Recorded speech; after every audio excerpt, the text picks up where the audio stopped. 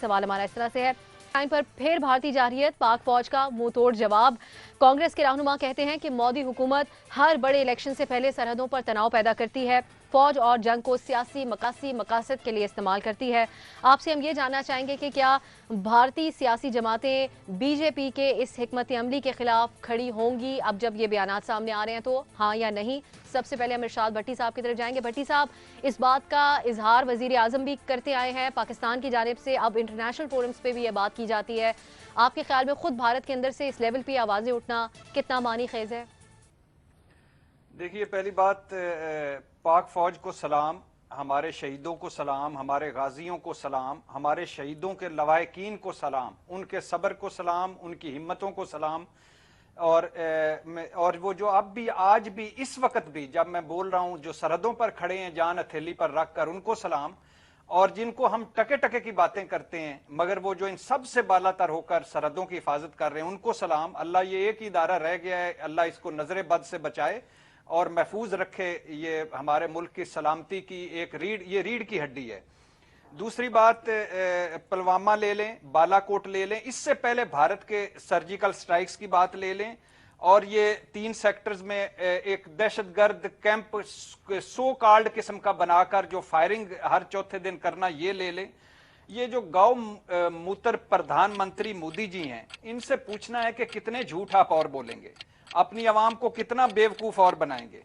आपने कभी देखा है अब्सा के कभी वो योगा की एक फिल्म वीडियो क्लिप्स आ रहे होते हैं, कभी मंदिर में वो पूजा कर रहे होते हैं, कभी गंगा जल नहा रहे होते हैं, कभी आलमी रहनुमाओं को अनवांटेड जफियां और डाल रहे होते हैं और वो क्लिप्स चलवा रहे होते हैं।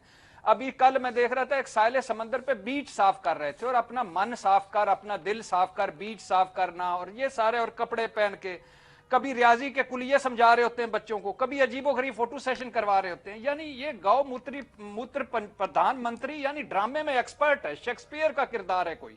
ये यानी 2.25 अरब इंसानों की जिंदगियां इस जैसे शख्स के हाथ में है। ये हम बार बार कह चुके हैं कि ये पहला मौका है कि पाकिस्तान में अमन की बात करने वालों को ये नहीं कहा जाता कि भारतीय एजेंट हो।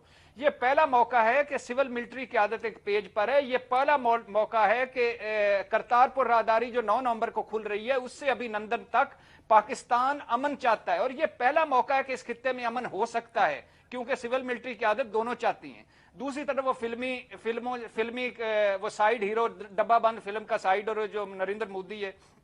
यानी आप उस दिन आपने वो जो देखा था, वो जो तैयारे के माथे पर संदूर लगाना, यानी कितनी इन्होंने सुहागनों के संदूर उजाड़ दिए हैं। कभी सोचे? और राफेल तैयारे पे संदूर लगा रहे हैं, राफेल तैयारे पे नारियल फोड़ रहे हैं, कितने भूखे मर रहे हैं आज भी इसमें भारत में। यानी खुदा का खौफ करें, ये किन चक्रों में पड़ गए।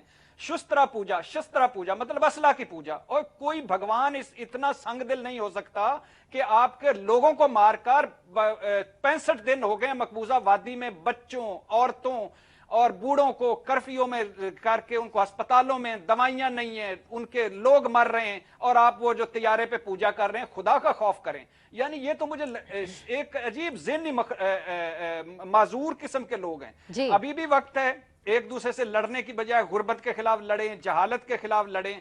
इससे पहले कि मकबूजा वादी के जो मजलूमों की बद्दुआएं आपको बर्बाद कर दें, अपनी जंगी ये सियासत तर्क कर दें। और फिर आखिरी बात, प्लीज ये ध्यान में रखें, हम जंग नहीं लड़ना चाहते, लेकिन पाकिस्तान, नेपाल, मालदीप, भूटान नहीं है। पाकिस्तान, नेपाल, भूटान, मालदीप नहीं है। जब भी आओगे इसी तरह करारा जवाब मिलेगा, जिस तरह कल मिला था, जिस तरह अभिनंदन की सूरत में मिला था, जिस तरह बालाकोट की सूरत में मिला था, इसी तरह मिलेगा। इससे बचो और अपने 2.25 अरब इंसानों के लिए कुछ करो। हमसाये बदला नहीं करते, हमसाये हम एक बदकिस्मती है कि एक जगह ही रहना है, तो कोई अमन, जिम्मेदारी का एहसास बिल्कुल मुजाहरा करना।